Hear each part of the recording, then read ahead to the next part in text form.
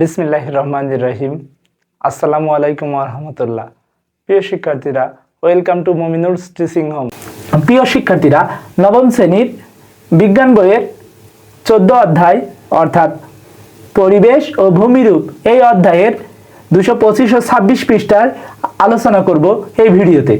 তাই তোমাদের কাছে অনুরোধ থাকবে ভিডিওটি না টেনে সম্পূর্ণ দেখার, এবং তোমাদের কোনো প্রশ্ন থাকলে কমেন্ট বক্সে আমাদের প্রশ্ন করতে পারো। আমরা চেষ্টা করব সকল প্রশ্নের উত্তর দেওয়ার।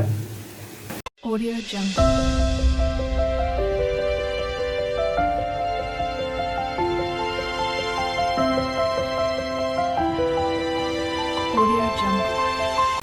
225 পৃষ্ঠার শুরুতে বলা হয়েছে, একটি শিলাখণ্ড অপরটি থেকে নিচে নেমে যেতে পারে। 2 অনুভূমিকভাবে অবস্থান পরিবর্তন করতে পারে, কিংবা 3 উপরে উঠে যেতে পারে। সেই হিসেবে চ্যুতি 3 প্রকার। প্রথমে আমরা কি বলেছিলাম, 1 নম্বর ধাপে নিচে নেমে যেতে পারে, অর্থাৎ স্বাভাবিক একটা চ্যুতি আছে, সেটা তুলনায় আর একটা চ্যুতি কি হলো, নিচে নেমে গেল। আমরা যদি চিন্তা করি, আমরা একটা কলমের উদাহরণ দিয়ে দেখি। আমাদের এই কলমটা স্বাভাবিক আছে, আমরা এটা ভূমির কি ধরতে পারি, সারফেস বা তল ধরতে পারি। সেটার মধ্যে মনে করে এই ভূমিটা এমন 2 ভাগে বিভক্ত হয়ে গেল। বিভক্ত হওয়ার সময় একটা একটু নিচে নেমে গেছে, অর্থাৎ আমার ডান হাতের তোমরা দেখতে পাচ্ছ কলমের মুটকি যেটা আছে, মুখটা যেটা দেওয়া আছে, এই মুখটা একটু নিচে নেমে গেছে। এই ধরনের চ্যুতি, এবং ওপরটা স্বাভাবিক অবস্থানে আছে, এই ধরনের চ্যুতিকে কি বলে, বইয়ের ভাষায় স্বাভাবিক চ্যুতি, অর্থাৎ একটা একটু নিচে নেমে গেছে। এবং এই ধরনের চ্যুতি স্বাভাবিকভাবে বেশি হয়ে থাকে, তাই এটা স্বাভাবিক চ্যুতি বলেছে।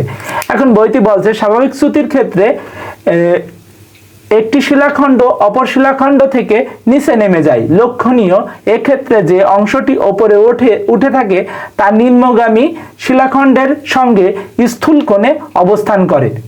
স্থূল কোণ 90 ডিগ্রি অপেক্ষা বড় কোণকে কি বলে, স্থূল কোণ। 90 ডিগ্রি অপেক্ষা যদি ছোট কোণ হয় সেটাকে বলে সূক্ষ্ম কোণ। 90 ডিগ্রি সমান কোণকে কি বলে, সমকোণ বলে। ঊর্ধ্বগামী শিলাখণ্ডের দৃশ্যমান অংশকে চ্যুতি খাড়াই বলা হয়, অর্থাৎ দৃশ্যমান যেটা আমরা দেখতে পাই উপরে অংশটা, সেটাকে বলা হচ্ছে খাড়াই।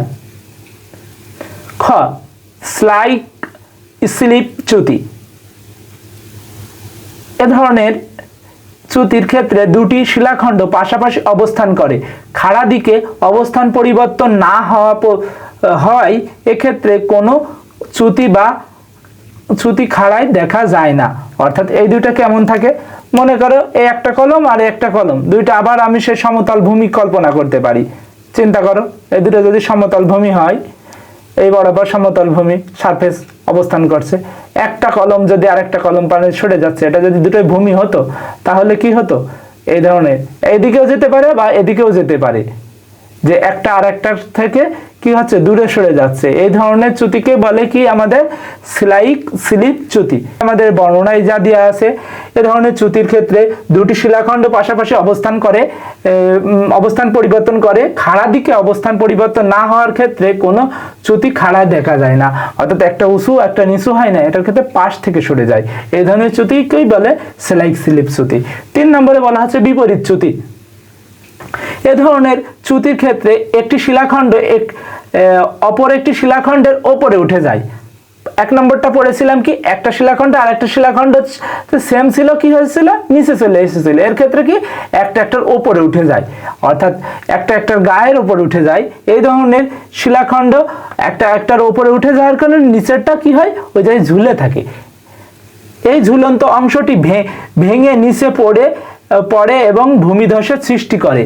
এক্ষেত্রে নিচের অবস্থান শিলাখণ্ডের সঙ্গে ঊর্ধ্বগামী শিলাখণ্ডের সূক্ষ্ম কোণে অবস্থান করে। এই কোণ অতিরিক্ত কম হলে 10 ডিগ্রির চেয়ে কম হয়, তাকে ওভারথ্রাস্ট চ্যুতি বলে। আমরা যদি দেখি, 1 নম্বরটা আমাদের কিছুটা কিসের সাথে সম্পৃক্ত ছিল, স্থূল কোণের সাথে। 3 নম্বরটা আমাদের আছে সূক্ষ্ম কোণের সাথে সম্পৃক্ত, অর্থাৎ ওই দুইটার মাঝে যে কোণ উৎপন্ন হয় সে কোণটা আমাদের সূক্ষ্ম কোণের মতো থাকে। এই ধরনের ভূমিধস আমাদের অনেক সময় দীর্ঘ বৃষ্টিপাত হলে দেখবা অনেক জায়গায় হঠাৎ করে মাটি বসে গিয়েছে বা দমে গেছে, এই ধরনের সমস্যাগুলো আমরা যখন সম্মুখীন হই তখন এই ধরনের বিপরীত চ্যুতিটা দেখা যায়। অর্থাৎ আমরা স্বাভাবিক চ্যুতি বা স্লাইক চ্যুতির চেয়ে বিপরীত চ্যুতি ধরনের সমস্যাগুলো বেশি দেখতে পাই। পৃথিবীর ভূমিরূপ সৃষ্টির ভূ অভ্যন্তরস্থ প্রক্রিয়া সৃষ্টি একটি চমকপ্রদ ভূমিরূপ হচ্ছে আগ্নেয়গিরি। আগ্নেয়গিরি কথাটা আমরা সবাই কম বেশি শুনেছি হয়তোবা, বা জানি, দেখেছি, অনেকে আরো অনেক বেশি এই সম্পর্কে জানি। কিন্তু তোমাদের বইতে আগ্নেয়গিরির সম্পর্কে যে আলোচনা আছে তা বলার আগে যে কথাটা বলি, আগ্নেয়গিরির বিষয়টা আমাদের পর্বতে হয় নাকি পাহাড়ে হয়, নাকি সমুদ্রে হয়, নাকি মরুভূমিতে হয়, এই জিনিসটা আমাদের একটু ক্লিয়ার হতে হবে। আমরা জানবো যে আগ্নেয়গিরি অনেক প্রকার হয়ে থাকে, অর্থাৎ এটা কিন্তু কখনো সুপ্ত হতে পারে, কখনো জাগ্রত হতে পারে, কখনো কি হতে পারে দেখা যাচ্ছে কি সময়ে সময়ে হয়, মানে সাময়িক যেটা আমরা বলতে পারি। এভাবে আগ্নেয়গিরির সম্পর্কে অনেক প্রকারভেদ থাকতে পারে। তাই আমরা আগ্নেয়গিরি বলতে এখানে দেখব ভূ অভ্যন্তরে থেকে গলিত পাথর, ছাই, বিভিন্ন গ্যাস, জলীয় বাষ্প, উত্তপ্ত পাথরের টুকরো ইত্যাদি বাইরে বের হয়ে আসে। তোমরা যখন অনেক সময় কোনো ইংলিশ মুভি দেখবা আগ্নেয়গিরি, বিশেষ করে জুরাসিক পার্কের মতো মুভিগুলো, এই ধরনের মুভিতে দেখবা কি আছে, একটা বড় পাহাড়খণ্ড থেকে এমন পাথরের গোলা বা লাল পাথরের গোলা বাইরে পড়ছে এবং যেখানে পড়ছে আগুন ধরে যাচ্ছে, এগুলো বলে আগ্নেয়গিরির অগ্নুৎপাত। অর্থাৎ আগ্নেয়গিরির ভিতর থেকে আগুন বাইরে বের হয়ে আসা। এর সাথে কি থাকে, গলিত পাথর থাকে, কিছু অংশ ছাই থাকে, কিছু বিভিন্ন ধরনের গ্যাস থাকে, এবং তার সাথে কি থাকে, জলীয় বাষ্প, উত্তপ্ত পাথর টুকরা, এই ধরনের অংশগুলো এর সাথে সম্পৃক্ত থাকে, যা পরিবেশের অনেক বড় কি আনে, পরিবর্তন আনে, এবং কি আনে, ক্ষয়ক্ষতিও আনে। গলিত পাথর ভূ অভ্যন্তরে থাকলে তাকে ম্যাগমা বলে। যে কথাটা একটু আমাদের মুখস্থ রাখতে হবে, আমাদের যখন একই পাথর মাটির নিচে অর্থাৎ বা পাহাড়ের নিচে থাকছে এবং গলিত অবস্থায়, সেটাকে বলে ম্যাগমা। সেই ম্যাগমা বা গলিত পাথর বাইরে বের হয়ে আসলে তাকে বলে লাভা, এবং এই লাভা যদি ঠান্ডা হয়ে যায় পরবর্তীতে পাথরের আকার ধারণ করে। বিভিন্ন ভিত্তিতে আগ্নেয়গিরি বিভিন্ন ধরনের হয়ে থাকে। লাভার ধরনের উপর ভিত্তি করে আগ্নেয়গিরি দুই ধরনের হতে পারে। যেমন এই দুই ধরনের মধ্যে প্রথমে দিয়ে আছে বিস্ফোরক ধরনের, এবং পরে দিয়েছে শান্ত বা ভলকানো শিল্ড ধরনের, শিল্ড ভলকানো। আমরা আজকে বিস্ফোরক ধরনের সম্পর্কে একটু পড়ব। বইতে দুইটা লাইন লেখা আছে মাত্র। দেখো, একটি আগ্নেয়গিরি কি ধরনের হবে সেটি লাভার বৈশিষ্ট্য, তাতে কি গ্যাসের পরিমাণ ইত্যাদির উপর নির্ভর করে। লাভার মূল বৈশিষ্ট্য হচ্ছে তার মধ্যে গলিত সিলিকার শতকরা পরিমাণ, এটা SiO2 দ্বারা সিলিকন ডাইঅক্সাইড, এটাকে সংকেত দেওয়া আছে।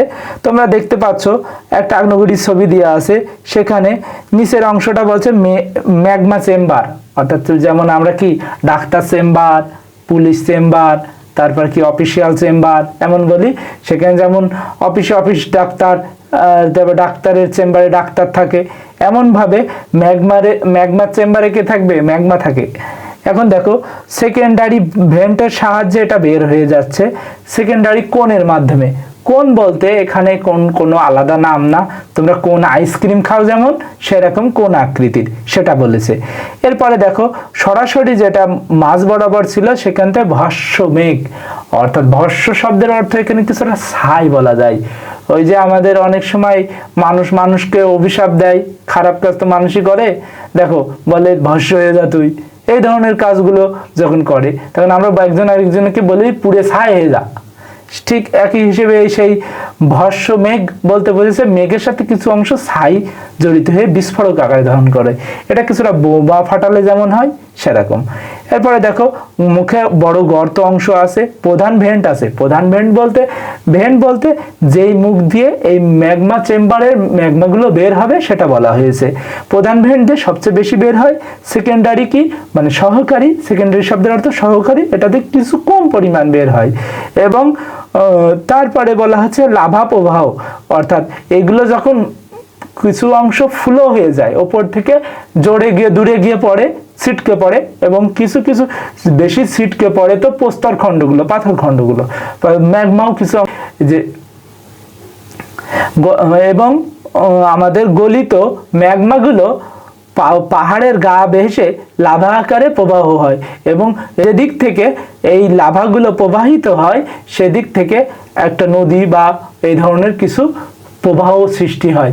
অর্থাৎ আমরা এইভাবেই কি দেখি পৃথিবীর ভূমিরূপগুলো পরিবর্তন আসে। লাভাতে যদি সিলিকার শতকরা পরিমাণ, এটা 227 পেজের উপরে অংশ একটু পড়ছি, লাভাতে যদি সিলিকার শতকরা পরিমাণ বেশি হয় তবে সেটি অ্যাসিডিক টাইপের লাভা হয়।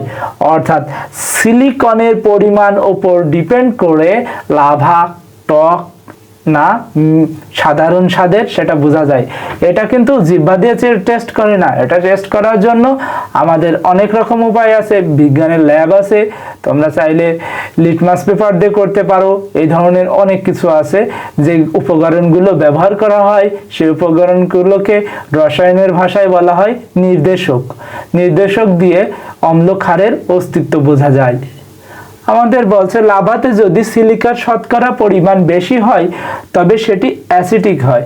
সিলিকা মানে এখানে কিছুটা বলছে বালি, বালি বুঝতে পারছো?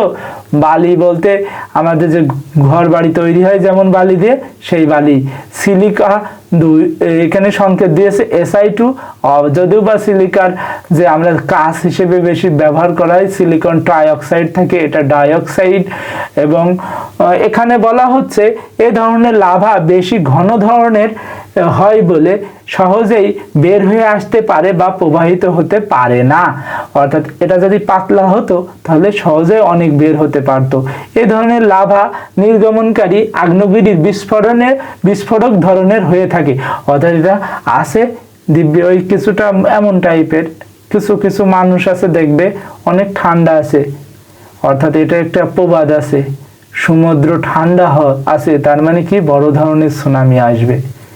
অর্থাৎ লাভাও কিছুটা ঠান্ডা টাইপের থাকে, প্রথমে খুব পরিবেশটা ঠান্ডা থাকে, হঠাৎ করে বিস্ফোরণ ধরনের হয়, অর্থাৎ অনেক তাপমাত্রা বাড়ে এবং বিস্ফোরিত হয়। অর্থাৎ কোনো কিছু ঠান্ডা আছে মানে এমন না সবসময় হবে, এতে ভালো কিছু পাওয়া যায়, এতে বিপদ হতে পারে। এরপরে দেখো এ ধরনের লাভা নির্গমনকারী আগ্নেয়গিরিগুলো বিস্ফোরক ধরনের হয়ে থাকে, যেমন মার্কিন যুক্তরাষ্ট্রের ক্যালিফোর্নিয়াতে অবস্থিত মাউন্ট সেন্ট হেলেন একটা বিস্ফোরক ধরনের আগ্নেয়গিরি, এটা আমাদের মুখস্থ রাখতে হবে। আজকের লেকচার এ পর্যন্তই। আমরা পরবর্তী ভিডিওতে 227 এবং 228 পৃষ্ঠা সম্পর্কে জানতে পারবো। তোমাদের যদি আরো আগ্নেয়গিরি সম্পর্কে কোনো প্রশ্ন থাকে কমেন্ট বক্সে জানাতে পারো। সবাই সে পর্যন্ত ভালো থাকো, সুস্থ থাকো, মন দিয়ে পড়াশোনা করো। আসসালামু আলাইকুম ওয়া রাহমাতুল্লাহ।